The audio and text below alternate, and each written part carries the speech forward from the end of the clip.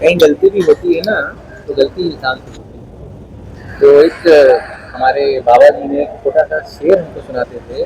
गिरते हैं घुड़सवार मैदानी जंग में, वो क्या गिरेंगे जो घुटनों के बल चलते हैं। ठीक है। जय सुनील बंधु and welcome back to G R daily blogs. तो आज हमारे साथ हैं Shubh Pratap Singh ji from home affairs. तो आज हम उनका इंटरव्यू करेंगे और उनसे जानेंगे कि सर आपने जब पहली बार जिया के बारे में सुना तो आपका पहला थॉट क्या आया। मेरा जो पहला थॉट आया कि मैं छोटे से जैन धर्म के बारे में काफ़ी कुछ सुनता रहा। और जैन धर्म अगर देखा जाए तो इन्होंने कोई अपना प्रचार नहीं किया कभी, बहुत सिंपल चलता रहा। और इनकी कम्युनिटी है, वो उसी ने ही अपना एक प्रचार किया।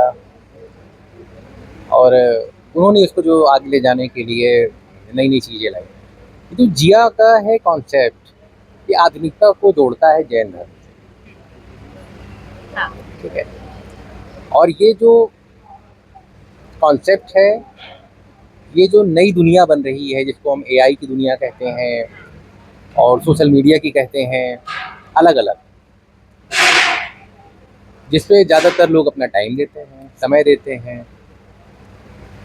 तो अगर इसके द्वारा हम जैन धर्म की जो अच्छाइयाँ हैं, समाज के लिए वो क्या कर रहे हैं, उन्होंने अभी तक क्या किया है, और समाज को उससे क्या मिल रहा है। एक साइलेंट समाज के सपोर्टर हैं जैन धर्म, जिन्होंने कोई अपना प्रचार नहीं किया। आप एक चीज़ देखिएगा कि दुनिया में कोई भी धर्म हो, अगर आप वहाँ के किसी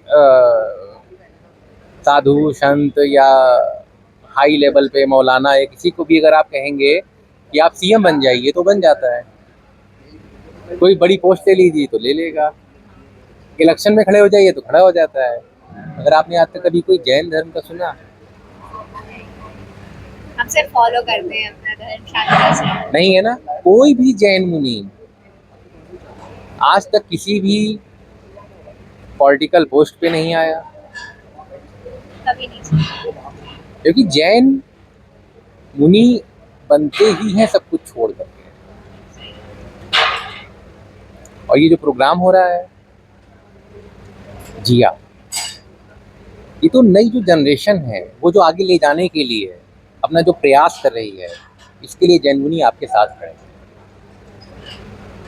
जी सर। तो सर आपको क्या लगता है कि इस इवेंट से हमारी यूथ में अभी क्या चेंजेस आ सकते हैं, ये इवेंट हमारे यूथ में क्या चेंजेस ला सकता है।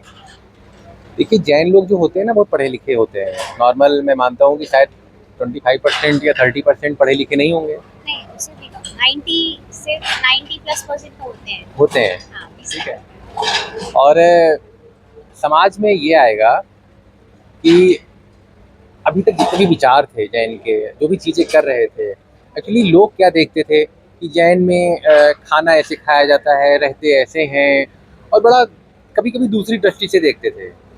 मान लीजिए किसी जैन मुनि की एक यात्रा निकल रही है, जिसको हम क्या विहार बोलते हैं, बिहार। वो निकल रहा है, तो बहुत टाइम के पहले लोग क्या देखते थे कि हंसा करते थे।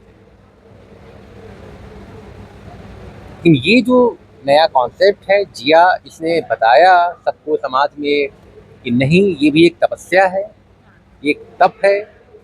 और शायद लोगों की जो सोच है, वो विचारधाराएं हैं, वो बदल रही हैं। आज दुनिया में जैन फूड लोग खा रहे हैं, सबसे बेस्ट मानते हैं, वो रहन सहन को बेस्ट मानते हैं। कोविड के दौर में लोगों ने देखा कि शाकाहारी रही है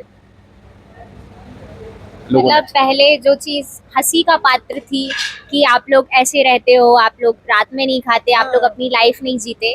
मैं पर पर्सनली 25 ईयर्स हो गए, महाराज जी भी जानते हैं, मैं रात तक शाम को खाना नहीं खाता।